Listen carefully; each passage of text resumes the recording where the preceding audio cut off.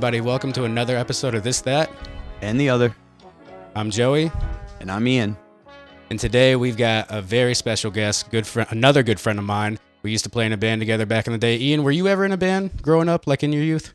I was. I had a little hometown band for a while. We played a few shows. Truth to You. Shout out to anybody listening to this that knows Truth to You. Oh, yeah. That was back in your straight edge days, right? Yeah, I guess. Yeah. I guess I would have been. Yeah. Then I just remember you coming over to like family Thanksgivings and stuff with like Sharpie X's on your hands and shit. Oh God, taking it super serious. But yeah, me and Joseph, we used to play in a band together back in dude. It was back in like 2003, 2004. I think I was 13 years old when the band started. It was very short lived, but it was a lot of fun. So it's going to be a lot of fun catching up with him. He's out in LA right now, so we'll be able to see how he's doing out there, dealing with all the fires and stuff. So it's going to be nice catching up with him. Yeah, I mean that it's kind of a good little segue because we kind of got to talk about where I'm from in the last episode. So this kind of lets us see where like Joey's from and how Joey came up. So like I have to ask, like, let's talk about how you got brought up. I know we talked about last time with Rondell how growing up on the South Side, but like tell us about the South Side a little more. I mean, like I touched on with Rondell, the South Side's it really is a place of its own, and I know I already touched on it with him, and I don't know how else to explain it. Like, unless you're from there, you really won't get it. Like, you're still in the Bible Belt, you're still in a very, it's semi uppity and semi like, I guess no better word for it is kind of like hood area, but like there's definitely some very much like poverty stricken areas, and then there's some very rich areas, and everyone just coexists and mingles. And I grew up kind of in the middle. Like we weren't on the super low end of poor, but we definitely weren't rich. And, my mom was a single mom just doing the best she could. We ended up, like moving from house to house. I lived with my grandparents for a little bit, but I mean, I don't know, dude. It was cool. What do you want to know? Did you and Joseph, did you guys meet in school or like, how'd you guys meet? Like, how did this band evolve? No, me and Joseph met. So like the thing about the South is like church is very much a meeting ground for all of your friends. When you hit the certain age where you hit like youth group and shit like that, like that's where you meet a lot of your peers. And I went to a church in Fayetteville, which was about 20 minutes from where I lived in Jonesboro. And Joseph's dad was the pastor of a church that was like a street over from ours. And I remember just seeing him walking around the parking lots and stuff. And no. What really happened was so unless you're from the scene, you wouldn't really understand. Back in the day, churches used to be the venue for like hardcore and punk shows like that. I don't understand it. I still don't comprehend it to this day. But like if you wanted it, some of the best hardcore shows I've ever seen in my life have been in like church basements and shit like that. So his dad's church was playing these punk shows in the parking lot. And he was in one of the bands, and we just got to talking. There was this place in Fayetteville called GTO's, which was like a diner, kind of like a Steak and Shake style diner. And a bunch of bands would play there in their parking lot. And that's how I met Joseph. His band was playing that. We got to talking. And so, yeah, we didn't grow up together. I didn't meet him until I was 13. He was probably like 15 or 16 at the time. But we met through, I guess, if you want to call it the local punk scene. But yeah, I just met him like going to local shows and shit like that. Okay. All right. Yeah, that's cool. I mean, that's great to hear. I think I went to one show at GTO's maybe. I honestly, I wouldn't be able to remember, but like I remember shows at like the Log Cabin. I remember that happening. Yeah, I remember the Log Cabin too.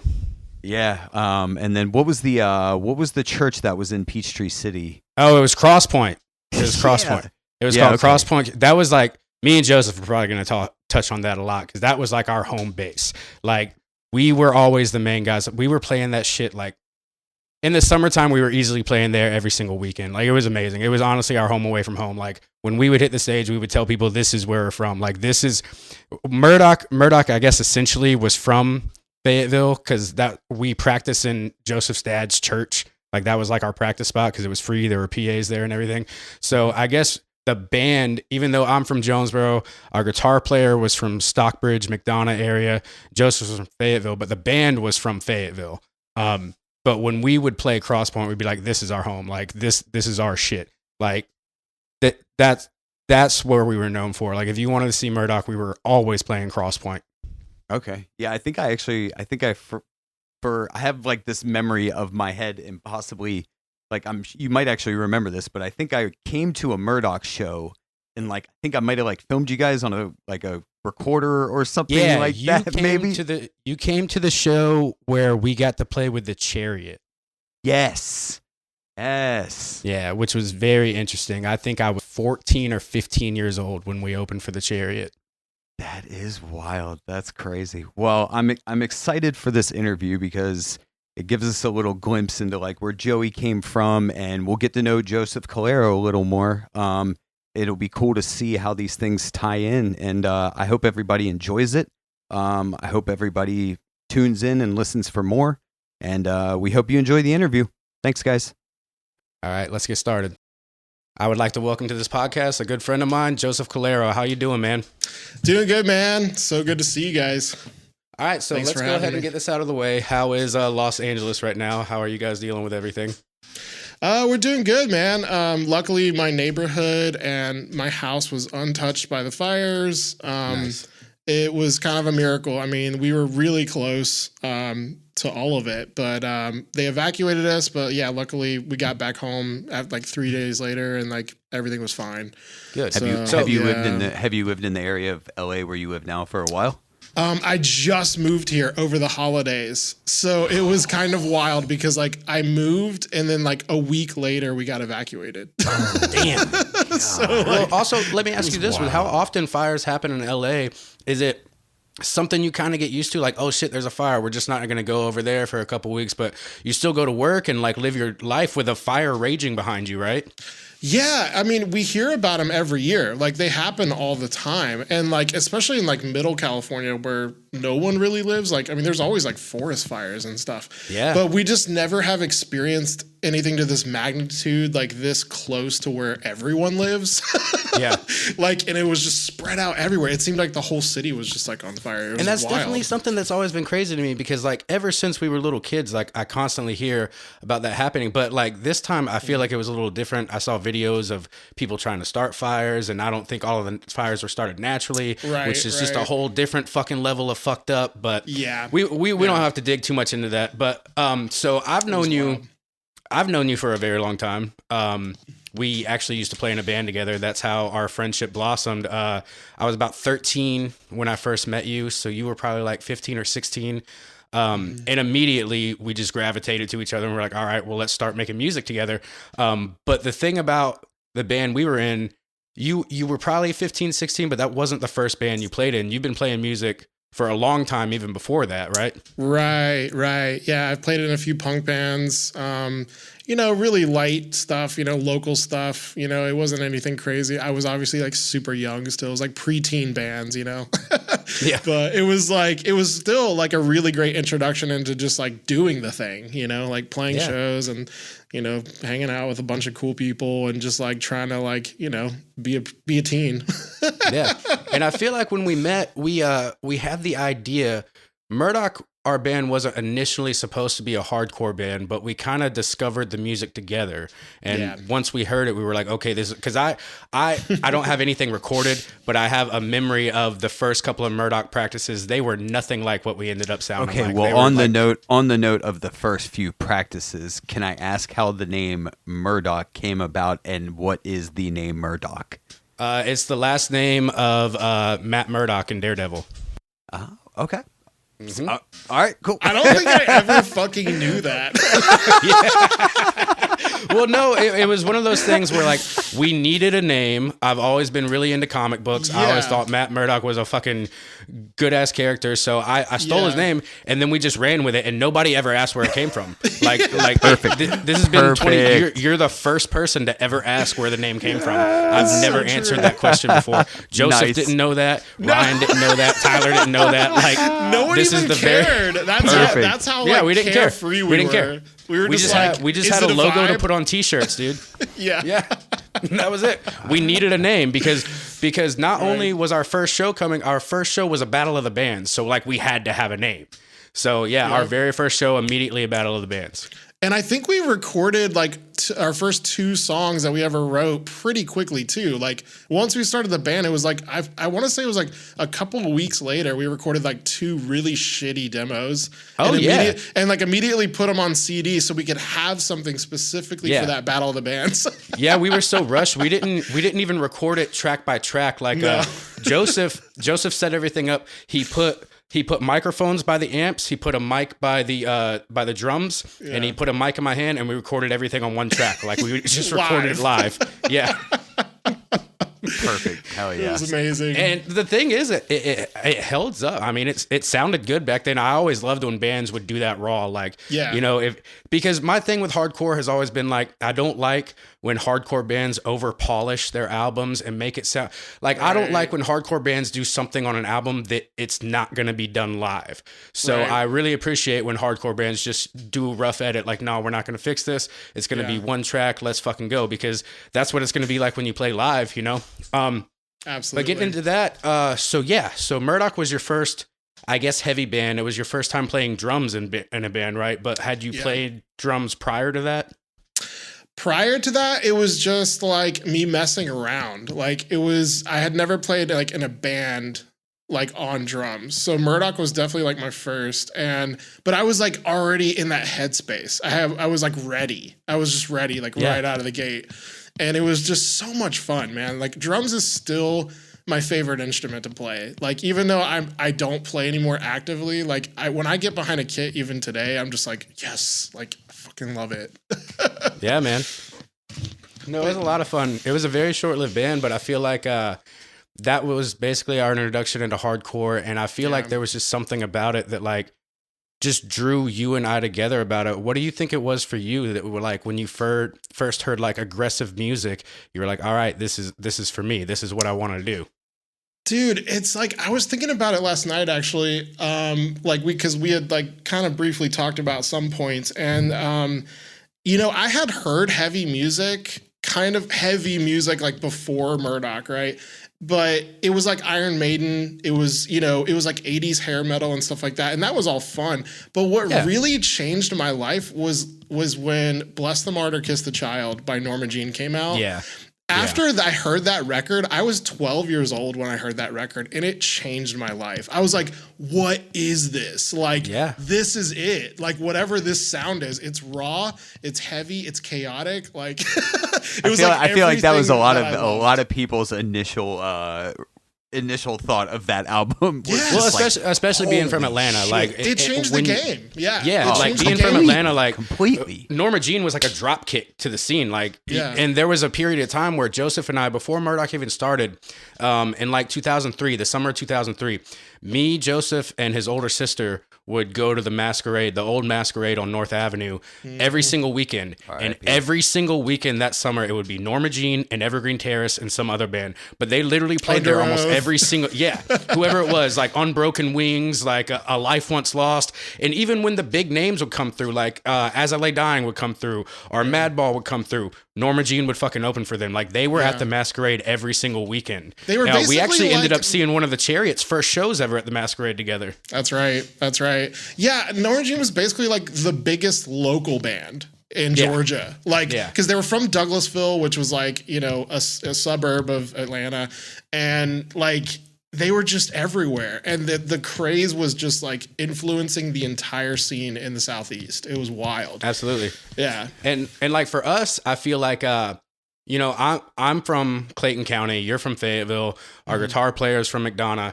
But Murdoch really was birthed in your dad's church. The church that your father was a pastor that became our practice space. We kind of took it over. Yeah. As soon as service was over, we'd come in there and we'd just start making noise, pretty much. But like that became our home. And the thing about Fayetteville was Fayetteville didn't have a scene. Fayetteville had a few pop punk bands, but it didn't have a scene. McDonough surprisingly had a hardcore scene. All the local hardcore bands were really coming from that part of the South Side. But then in Peachtree City, there were other hardcore bands too. So we had to play both sides of the field to actually get our name out, because in Fayetteville, it was going nowhere. But surprisingly, all the shows, about 90% of the shows we played were at churches. And I've tried to explain this to people that some of the best hardcore shows I've ever seen in my life have been in churches. Yeah. I don't know how it ended up that way. I was wondering if you had any insight on how churches became the spot for hardcore music back in the day. I just think like it was our town, bro. Like honestly, as weird as that religious bubble kind of was maybe for a lot of people growing up, like it was also like a really safe space. And like the churches, for whatever reason, just understood that if they nurtured this young like group of people that would maybe somehow win them over to Christ. I have no fucking idea. But like they were just hosting, they would let us host all of these shows and just do pretty much whatever we wanted as long as we didn't disrespect the space or like, ruin anything. Like it was just a really amazing group of trashing people. The ceiling at Crosspoint. Yeah, well, that's what I was gravitating towards. So when we started playing shows back to back, this place in Peachtree City, Crosspoint, basically became like our home away from home. Like we were playing shows there every single weekend. Like I would always tell people like the band might be from Fayetteville, but Crosspoint is our home. Like we're from Crosspoint. Like without Crosspoint Community Church, Murdoch would have never happened. It's so true. Yeah. And it was such an important place for the scene too, because you'd have bands like The Kick, who ended up becoming Gasoline Heart. They would come through there. Watashi Wa played there. We played a show with The Chariot there. Like it was almost a legit local venue that just happened to be a church at the same time. Absolutely. But also you grew up in the church, you know, your father's a pastor. Your mother, if I'm correct, her father is a rabbi, correct? Yep. Okay. So you come from two very different religions that were coexisting. What was that like growing up, and what was it like bringing heavy music into that household? Man, that is like, there's a lot of history there. It's really interesting. It's a cool history. Like my grandparents on my mom's side, my mom's parents, like they started the first Messianic Jewish congregation in the United States, which is like Jesus believing Jews. So it's kind of looked down upon sometimes by the like general Jewish community, because of course it kind of like contradicts some of their like original beliefs. But like, long story short, like they had that history, that rich history. And then my dad's side of the family was like Southern Baptist, and then kind of morphed into the whole non-denominational thing. Like people in the South know what I'm talking about. There's so many like fucking subgenres of Christianity, if you will. It's like we're Christians, but we also want to wear jeans and sneakers to church. Yeah, and listen to rock music, you know, occasionally. Play rock music. Yeah, you know? so it's like, okay to cuss for the Lord sometimes. Yeah. You can rock out in your truck, you know, it's cool. But no, like I think because of the whole non-denominational thing, my dad just inherently was more relaxed, and he was a musician as well. I come from like a rich family history of like musicians, and so music was just always a big part of our lives. And so my dad raised me on like classic rock, like Led Zeppelin, Yes, you know, Boston, Journey, like all those bands. And so I wasn't a stranger to like rock music, you know what I mean? But, you know, like bringing my interest and my, you know, influence as I started getting older, I'm like, hey, I like this heavier music. Is that okay, Mom and Dad? Like, is that cool? Like, they're like, yeah. And then there was some stuff that were like, I don't know, that sounds kind of evil. Like, I don't know about that one. And like, I mean, I remember we got into Cannibal Corpse, and we were kind of told like, like we're drawing the line there. Like, you guys are not bringing these records into our home. I clearly remember going to, you guys remember Blockbuster Music? Yeah. Okay, so I clearly remember going into Blockbuster Music with my mom and like pointing out an Iron Maiden record.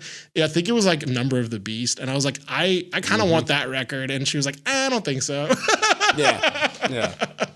So with the number 666 printed on it. Yeah. I was just like naturally gravitated towards like darker imagery. I was so curious about it. I was like, this is cool. Man. And I think honestly, dude, I think it has a lot to do with Christianity, because like the Bible is fucking dark. Like, I mean, like there are so many stories in there that are like brutal. And I think it had a lot to do with like the culture at the time when all that shit was written, and then also just like a lot of the stories. I mean, I was inspired by the Bible to like get dark.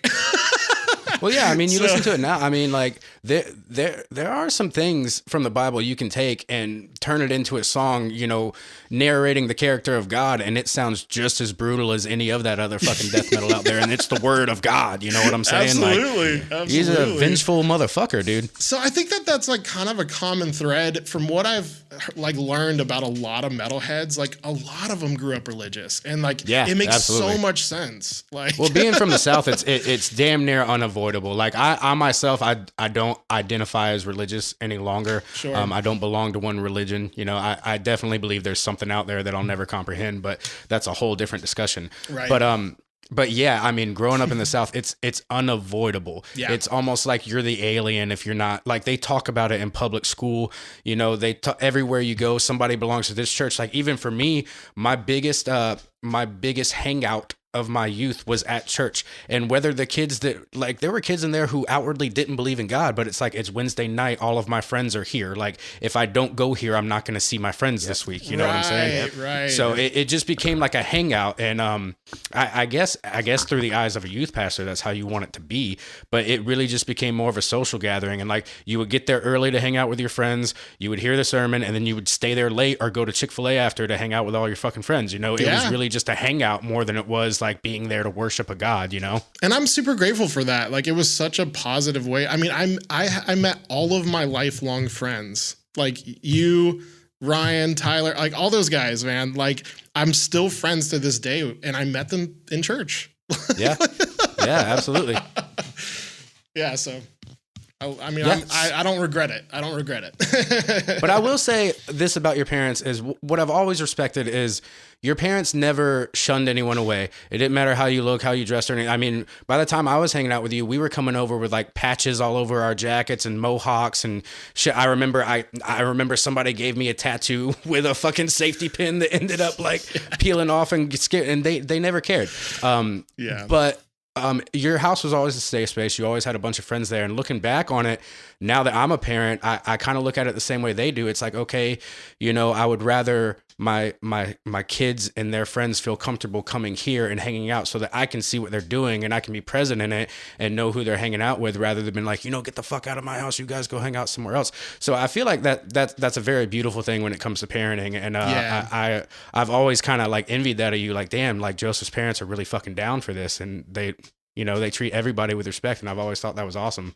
It was cool, man. It was a cool environment to grow up in, and like I'm always super grateful for that. Like I literally just talked to my dad about that a couple of days ago, just about how special that time was, and like yeah, like I said, we met so many cool people just because the doors were always open, and yeah we had a blast. So it was a good. So moving on from Murdoch, after Murdoch ended, you continued to pursue music. I didn't. Like, music didn't work out for me, all that stuff. But you kept pushing with bands. You ended up playing festival circuits and all that. You ended up at one point playing the Cornerstone Festival, which, if nobody knows what Cornerstone is, it's basically the Bonnaroo of like Christian rock music. Like everyone from like POD and Showbread and MXPX and David Crowder and Third Day will also play there at the same time. So what was the Cornerstone experience like? Because I never got to experience it myself. Man, it was so cool. Like, it really did feel like it was, you know, the 60s, the 1960s, like with like the hippies and stuff. Like, it just felt so special. Like, it was this giant community from all over the world, really. I mean, mostly in the States, obviously, but like, it was just a really cool festival. And I mean, I'm sure that there was like maybe some negative stuff about it, but I wasn't really like old enough or didn't really care maybe to like notice those like flaws or whatever. But like, honestly, it didn't feel too religious to me. It was just an exciting music festival. Right. And it started with my mom. My mom started taking us like every summer. And for like 3 or 4 years before I even played there, we would just always go. And I just appreciate that so much. Like, my mom was so cool for that. But like, eventually, I was in a couple of bands, and like my death metal band at the time like played there, and then they invited us back the next year, and then again the next year. So like, we ended up playing like 3 years in a row. And it was like so cool because it gave like local bands a chance to play like big stages in front of a lot of people. So and it this was just, in Illinois, right? yeah, in like a really small town. I think it's called Lansing, Illinois, or something like that. I can't remember exactly where, but it was basically in the middle of a cornfield. Like, as all good music festivals are. Yeah. You know. Yeah, I've only been to a few. Yeah. But moving on from that, like when did you decide to kind of put being on stage and performing on the back burner and decide like I want to get in the audio and mixing and engineering side of this? So like if rewind the clocks a little bit, like kind of in between being in bands and playing when I was like in my, early teens and stuff, like when I was like 16, 17, I started recording my own music. My dad bought me this like really cool 8-track Boss digital recorder. And it was like a perfect blend between analog and digital. I remember it. Yeah, so you had like faders and everything, but it was like cool because like you could like burn it onto a CD immediately after you record something. Like, and so like I started recording my own music on that. And then that just, when I started listening back, I was like, this is awesome. Like, I could probably just do this for other bands. Like, why the hell not? Yeah, so absolutely. I started recording local bands, like for like $50 or something, just like, hey, come over to my parents' garage. Like, I'll record your demos or whatever. Yeah. And so I started doing that. And like, sure enough, like after like a couple of years of doing that, my name started getting around town. Like, yo, this guy's like recording bands like too. And like, it was just really, it was a cool feeling. And I was like, I love this. Like, I think I love recording and mixing and producing. I didn't know what that was at the time, but that's what I was doing for these bands. And like, I was like, I think I enjoy this more than like actually playing and like touring and stuff like that. So that then eventually led to me later in life. I was like 24 or something like that. I went back to college. I went to Atlanta Institute of Music, which is in Duluth, Georgia. Yeah. And I went there for about almost 2 years, and I got my certificate in music production and engineering, just to like brush up on all the new technology and stuff at the time. And that just completely changed my life. I mean, after that, that's when I started working full time, like as an engineer, essentially. And was there a moment there that like clicked where like something gratifying happened where you're like, all right, this is what I'm going to do? Or you were like, no matter what, like this is the path I want to take. Like I want to be an engineer. I think it was just always something that I enjoyed and something that the only thing that kind of made sense for me. Like, I think I kind of knew at a very young age that I wasn't going to work a normal job.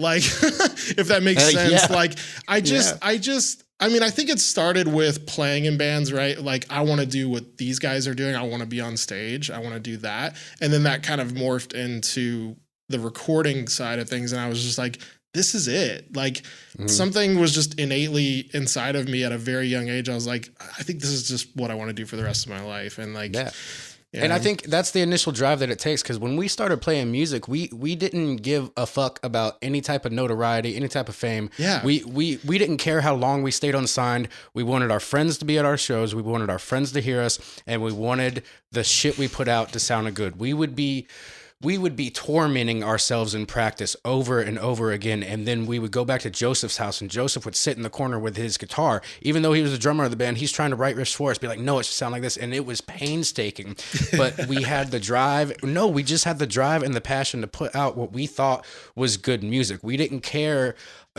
like getting signed and having notoriety, having fame. That was such on the back burner because we were just in love with what we were doing. And I think that that's beautiful that you found that as well as engineering as you did when we first started a band back in 2003, you know? Yeah, it kind of happened simultaneously. It was like the ascension of me just being in love with music and playing music, and then also recording. It was like the two sides of the coin, or whatever, for lack of a better phrase. Like, it was just like always there together, kind of like moving forward. So, right. Yeah. So that eventually led you to moving out to Los Angeles. I think you've lived there for about 11 years now or so. I remember when you first moved out.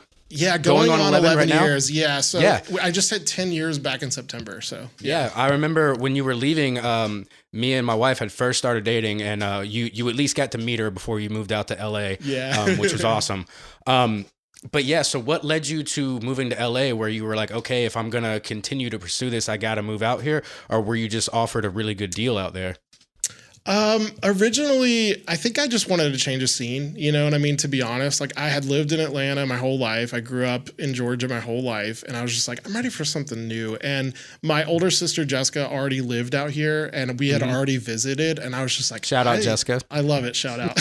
Yeah. So really, yeah, Jessica was kind of an inspiration for me because like, you know, she moved out here and I was like, well, you know, if I go out there, I won't be completely alone. I'll have family and friends, you know, but yeah, outside of that, I actually thought it might be a good idea to pursue post sound for film because I had one class in college where I really enjoyed doing like movie effects, so like and movie sound effects and stuff like that. I made like a couple of fake trailers in college, and I was just like, "This is fun." And were you like making like the kindling sound for the fire and footsteps and all that? Hell footsteps, yeah, dude. That's what's up. Putting your goblet down, you know, like whatever. And so I was like, this will probably make more money than music, you know, but it's still something kind of in the vein of like recording and doing all that stuff. I mean, so entertainment has always been like the lane you've wanted to go in. I guess I wouldn't say like on-screen entertainment, but you've always wanted to work in like the music or film industry. You've always wanted to be an industry guy. Yeah, absolutely. Okay. Just anything within that world. But it turns out that it's actually a really hard career to get into. Yeah. You have to know people. Everyone out here is like someone's uncle or someone's cousin. And then even after you know somebody, they have ADHD and they'll forget you immediately. Exactly. Yeah. So I think it's like, oh, you've been doing this for 20 years. Well, my nephew just got out of prison and he needs a job. Yeah. So, I'm sorry. Yeah, exactly. But yeah, no, I mean, I think like I had one internship at a really nice post house out here and we were working on that show Botch. Do you remember that show Botch? Yeah. It was like, dude, I fucking love that show. So yeah, great show. I really do. So I worked on like a couple of episodes on season 1 and it was a lot of fun and I was really having a good time. But then, the owner of the company came up to me afterwards. He's like, listen, Joseph, we really love you. Like you're doing a great job, but you're just not fast enough at editing. And I was like, yeah, I get that. I didn't go to school for this. Like I had one class on this in college. So like, I get it. I'm not like fully trained in this. So I ended up just falling back to music because like, that's what I was good at. And that's what I really wanted to do at the end of the day. So I've been doing it ever since. Yeah. And I do know just from knowing you personally, I know that moving out to LA was not a super smooth first couple of years from you, and you really had to like dig in and keep pushing at what you were doing to get to where you are. Is there anything you want to touch on when it came to that? Yeah, so I had a really interesting growing up, like we've talked about, like super religious in the church world and stuff like that. Coming from the South too, it's really common for like young folks to like get married like after college and like start pumping out kids and like the American dream or whatever. So I got married really young. I was like 23 when I got married. So we moved out here together, and that in itself was like a big deal, right? Yeah, and then after like 3 years or so, we separated for various reasons. Yeah, and I think we just mutually were just like not into it anymore, and it kind of just fell apart. So after that, I was single in a new city. I barely really had any close friends. A lot of my friends were like Jessica's friends, my sister. And so like, I was like, I had to kind of like reform my identity as an adult, like as a single adult. And I was just like, in this big city. And I was just like, man, what do I do? Like, I feel kind of lost. But the one consistent thing was music. I mean, that's the one thing that kept me grounded. And, I'm so lucky and like grateful that I had, at the time and still do like have friends that are just deeply rooted in the scene and just like really kind of caught me during all the dark times. And, I just kept doing my thing. Like no matter what, I was like, nothing's going to stop me from doing what I want to do. You know what I mean? So do you think it's kind of weird to even say it this way, but do you think that happened to you was kind of like the wake up call? Like, all right, like I got to take this here because this is what I have now. Like, this is what I have going for me now. Like the relationship and all of that is gone. Like I'm out here on my own. Yeah. Now I've really got to fucking dive into this. Do you think it was kind of like a kick in the ass to get you going more? I think so, man. I mean, it was definitely a wake up call.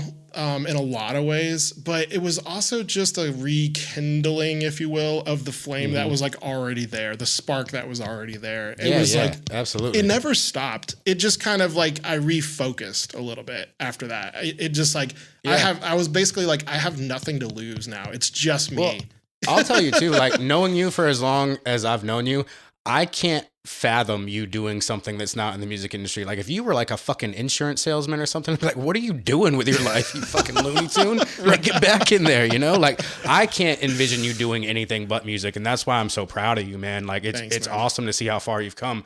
So moving out to LA too, you started playing in a few bands. I know that you played in the Electric West. How did that all come about?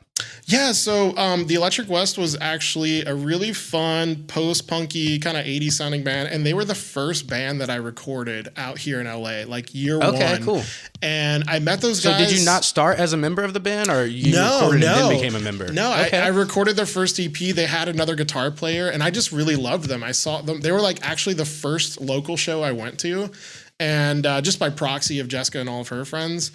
And I was just like, I fell in love with their music, and I like loved the vibe. And I was like, hey, if you guys ever need a recording, you know, here I am, you know? So I recorded their first, or maybe their second EP, I guess, for the band, like in their practice space. We did it, you know, track by track in their practice space. And then that kind of snowballed, and it led to like other bands hearing it and being like, hey, can you record us? Oh, hey, we heard this record. Can you record us? And so, yeah, eventually, to back it up a little bit, eventually I did join the band, and I played in that band for like 3 years. And up until like COVID, up until like lockdown. So I was in that band for about 3 years. And then that kind of fizzled out naturally. But moving forward into COVID, because of COVID, you were able to make, which I don't give a shit if you think I'm telling the truth or not, one of my favorite death metal projects, Pigs Off the Cliff, was birthed because of COVID, and that shit is fucking awesome, dude. Thank you so much. Yeah, I like had already started dabbling with like some like music before that time, and then right around, it was actually like the end of 2019, so like leading into 2020 was when I started recording that record. And it was just like birthed out of like this dark time. And I was like unsure of what was happening. I was like, I don't know what's going on. Like, but I know that I want to do this project, and it means a lot to me. So I just like hunkered down and like made it happen. And I ended up like, after the album was done, I ended up paying for vinyl and t-shirts, and just like, I was like, this means a lot to me. So I want to present it to the world in such a way that like, I'm proud of, you know what I mean? I was just like, I'm proud of this. So I want to like legitimize this moment. Yeah, absolutely. So that's like the only project that I've done by myself in full that I can like honestly say I'm like 100% proud of. And it's because it's like, all you. You don't have anybody else featured on those records. Right. Yeah. And it's not because this is out for people available nowadays. Like people can still listen to this album. Yeah. Yes. Yeah. Okay. It's it's Pigs Off the Cliff, and the album's called Regression, and you can still hear it on Apple Music and Spotify. I listen to it in the gym quite often. Like no bullshit. I really like that record a lot. Thanks, man. But you're also now playing in a band that is on a complete other side of the spectrum as Pig Off the Cliff, called Loved Up. How did Loved Up start? Oh man, Loved Up started with me and my friend Alex. So originally we were playing in some other projects like before, so we had already met. We met through work and like, you know, various like, you know, shows and stuff like that. And so we ended up being neighbors, actually. We were neighbors starting in 2019. So through COVID, kind of simultaneously as I was putting out this death metal record, we started jamming and writing songs because we were neighbors. Okay. So I didn't have any other friends nearby, and like, you know, we couldn't go out and do anything. So we were like, let's like, you know, fuck around and like just see what happens. Like just jam. So we started jamming and stuff like that. And a lot of those songs ended up being like the first couple of songs for Loved Up. We didn't know what it was at the time, but like basically fast forward a little bit. He's like, hey, I started the band and it's called Loved Up. Do you actually want to play guitar in the band since like we've been jamming? And I was like, yeah, sure, let's do it. Like I kind of figured I was the guitar player. Yeah. You know? It was kind of just like natural. It was super natural because like it was like we had already been playing, so I was like, yeah, it's a no brainer. You know, let's do it. No, and that's crazy because I've been listening to it, and you guys ended up linking up with Chappelle Lacey. I saw pictures of you guys hanging out with Toby Morse and stuff. Like you're living your best fucking life right now, and I'm so proud of you. Thanks, and man. Ian's probably very jealous of you because he is a giant Toby Morse fan. Kind of an inspiration for all this to happen. Kind of an inspiration. Yeah. So what are some of the highlights you've already reached in engineering? Like, who are some of the bands you've put out that you've been proud? I know you got to do My Children, or was it Impending Doom and My Children, My Bride that you got to do? Yeah, two bands that we were really into in Murdoch. So seeing that happen, I was like, what the fuck? This is amazing. Yeah, dude. They were super influential to us. It was just so cool how it all happened. Like Impending Doom was kind of like, it felt unreal, man. But honestly, it just came from me like not being afraid to like hang out and talk to people. Like I finally gained the confidence like as an adult just to like go up to people that I admired. So I actually walked up to Manny, their guitar player, Impending Doom's guitar player. I walked up to him at a show and I was just like, hey man, I just want to let you know I'm a huge fan and like I love your music. And if you guys ever need to record anything, like let me know. Fast forward 3 years after that, he gives me a call. Oh, wow. And luckily he still had your number, I guess. Yeah. He's like, hey man, like, we want to take you up on that offer. Like, let's do something. And I was like, oh shit, I gotta like, figure this out. Like, fuck. Yeah, I gotta get dressed. Yeah. Clear the calendar. Yeah. I was like, I don't know if I'm legit. I don't know if I can actually do this, but like, let's try.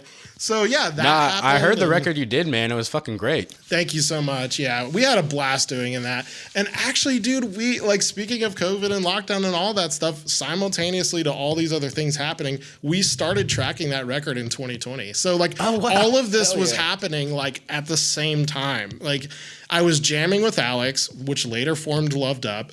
And then I was like putting out a solo record and then also recording by the end of that year, recording Impending Doom and their latest EP. So like, yeah, dude, look at you go, man. It was wild. Yeah. Hell yeah, man. So outside, I understand that like metal is your love and everything, but is that something you exclusively do? Have you branched out and done other styles of music? And what is it like? What is it like doing? Because I mean, metal is so natural to you, so you know what it's supposed to sound like. You know how it is. Is it hard engineering music that you don't necessarily listen to all the time and maybe not have the ear for? I think that I've always gravitated towards like rock-based bands, like drums, bass, guitar, vocals, like I've never really done hip hop or like fully 100% electronic music. So I still felt comfortable like recording like indie bands or like, post rock stuff or like whatever it may be, alternative stuff, like because it was still like rock band based vibes, you know what I mean? So I still felt comfortable doing that. But yeah, absolutely. It's like 100% different approach than like straight up death metal or like modern deathcore. It's like that definitely just comes natural to me and I can like nail it every time. But with other styles of music, there's a lot of other dynamics and nuances. There's like synth and like ambient guitars and a lot of reverb and like it definitely makes it a lot more challenging to like balance all those like different layers. And now, do you like when it's more challenging? Are you like comfortable with taking on the challenge? Or you're like, yeah, I've never done this, let's see how I can do this? Or are you just like, maybe I'm not the right guy for you? I think it just depends on the project, to be honest. Like, if the band is good, I get excited about that. You know what I mean? Yeah. Like, for instance, the latest album I just finished mixing was for a band called Faytooth. And I produced their first record, actually, as well. But we just got through mixing their second record. And, you could argue the genre and all of that stuff because it's still heavy music. But they have so many other dynamics and nuances to their music that is just not in death metal and stuff like that. Like I said, I mean, there are so many different types of like layers and like vocal effects. So that is a challenge. And I do love that because the band is so good. I also feel like that whole like goth basement sound is starting to come out a little bit. Like Ian's really into that shit. He actually introduced the band Softkill to me. And I don't know if you've heard of them or not. Yeah, love them. It's fucking awesome. And I really do enjoy that style of music is starting to really come back in a way, because we grew up, what people don't understand is like me and Joseph were not just one dimensional with punk rock and, you know, fucking hardcore and stuff. Like I grew up a hip hop head. When I met Joseph, he introduced me to The Cure, which became my favorite band of all time. We were also we were really big ska fans, really big new wave fans, you know, everything. We weren't just, but it's just, I feel like when we found hardcore, it was just so new and it invoked such a strong emotion from us that we were like, okay, this is where we're fucking going. But that doesn't mean that we disregarded all the other music, you know, that we had already heard and fell in love with. Yeah. But you did at the same time, because that's how it is. Yeah. You find that new hardcore music, I'm like, I don't need that other shit anymore. We kind of put it aside in its own little cubicle in the back of our minds. Like I think it was always there, and it like always influenced us, even if we were writing heavier music. It was like we always had that influence from like other genres. No, like we would be riding in Joseph's mom's silver minivan on the way to a show, and we would be listening to like Iron and Wine or some shit like that on the way to go play a hardcore show, you know? Yeah. Absolutely. And like Ryan Adams and shit like that, you know, big time Ryan Adams guy. I hate that it turns out he's just another piece of shit. I fucking hate that. Yeah. The music's still good. Yeah, it sucks, but the music's still there. The music's still good. Yeah. You can't take the music away from me, you know? Separate the art from the artist. But yeah, man, other than that, how have you acclimated to LA, you know? Or do you consider yourself an LA guy? Or are you never going to take Atlanta off? Man, I still feel so deeply rooted in the South. I will always be a country boy. I will always be a Southern boy. I know I don't sound like it, but like I just feel so comfortable every time I go back to the Southeast. It just automatically, it still feels like home to me, and it always will. But I am a total California boy now. Like, honestly, after a decade of being here, I will give you an example. Just a funny, like, example is, like, the last time I went back for Christmas to Atlanta, like, a couple of years ago, I got off the plane, dude, and it was, like, 30 degrees, and I was like, what the fuck? Yeah, this ain't for me, man. I was like, dude, I'm not used to this shit anymore, you know? Like...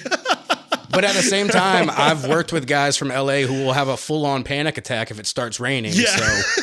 Exactly, dude. I was like, I forgot that it rains like every other day. Every day. And like the seasons are so brutal. Like the summers are so hot and the winter is so cold.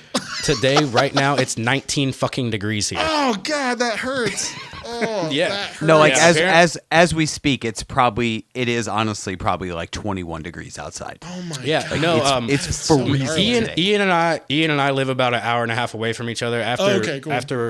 After my wife and I started having babies, we moved out of the city to I live in like the Metro Athens area now. Oh, cool. Nice. I love Athens. But yeah, I woke up this morning, it was 16 degrees, and I just went outside. But yeah, I just went outside before we did this, and it was 19 degrees. Oh, so that is brutal. The hottest it got today was 31. Oof, man. Yeah. And it hurts too. Which for anyone listening who's not from Atlanta, this is not normal. Yeah. It's not normal. Yeah. There's something weird going on right now because I've never woke up and it been 19 degrees. I mean, we get cold days. Life, we get cold days every year. Like we always get like not right on that 16 fucking degrees. No, though, that's what I'm saying. Like it has been cold this year. Like that's what I was saying. Like normally we have our cold fronts and it gets a little chilly, you know, like that does happen. But like we have had consecutive below 20 degree weather, and it's insane this year. Yeah. I remember when I was like 19, I used to work in construction. And so I'd get up, you know, early every morning. I had to be there at 6 a.m. And I remember there was a couple of cold mornings. It was like maybe 25, 26 degrees in the morning before the sun came up, you know? Yeah. But like that, I can't imagine below that. Like that's insane. But what's weird about Georgia is it's so fucking humid that even when it's 30 degrees outside, if the sun's up, you're taking that hoodie off. Like you're going to get hot. Yeah. Which sounds crazy, but like it'll be 30 degrees, and if you're in direct sunlight, dude, that hoodie's coming off. It gets hot fast because of how thick the fucking air is. Yes. But I won't take up too much more of your time. I'm just so stoked to be having a conversation with you. I've known you forever. I'm so fucking proud of you, man. Thank you. Hopefully one day I'll see you when you come back to Atlanta. I know you come around the holidays. Yeah. Maybe you can get me out there, take me to a Dodgers game. You know, that'd be fucking sick. Yes. I'm just not gonna go if they're playing the Braves because I'm not trying to get my ass beat in Los Angeles. You know, because I'm not gonna. These colors don't run, baby. Okay. Yeah. But before you get out of here, man, is there anything you want to plug? We can tell everybody where to find you, find your music, everything like that, man. Yeah, sure. If you ever want to record or if you need mixing and mastering, you can find me on Instagram at my personal page. It's just at Joseph Calliero. And then my band is Loved Up. You could find us on Instagram at Up the Love.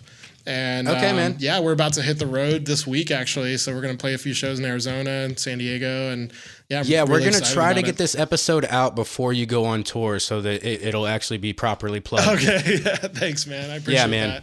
No, I appreciate you. And I want to do this again. I want to get you back on as much as we can. Hopefully next time we can have the boys in Loved Up join us and we can all get down, dude. I would love that. That would be amazing. Thanks, guys. Appreciate you. All right, man. Well, take care of yourself. We'll see you. Peace. Have a good one, Joseph. Thanks, man.